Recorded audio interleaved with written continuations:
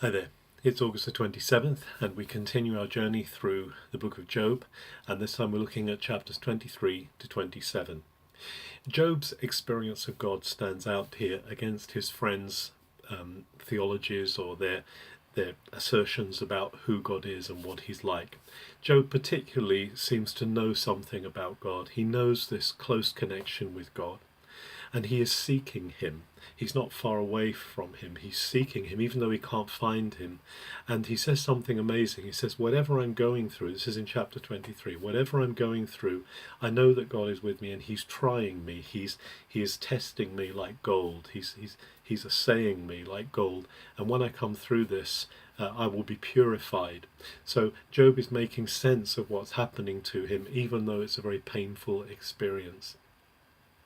He then goes on in chapter 24 and says, why is it that even though men know what God is like, they don't obey him, they don't do what he says, they think that God can't see them, they're doing things which are evil, thinking that God can't see them. So again, there's this theme from Job that God knows what's going on with us. God is not far away from us. God is not distant.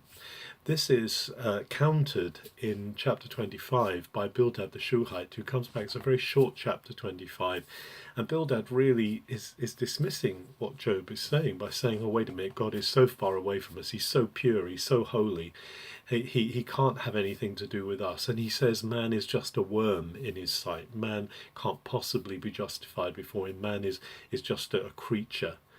And yet Job comes back again in chapter 26. He says to Bildad, what good are you in your counsel? You're not encouraging me at all. You're not helping me at all. You're actually putting me down. You're discouraging me. I know that God is powerful. I know that God is powerful in creation. But I also know, he says in chapter 27, that God is alive, and I will not agree with your view of how God is. I will not agree with your view of this distant God. He is holding on to my life, he says. In fact, he says, God's Spirit is with me. God's Spirit is in me.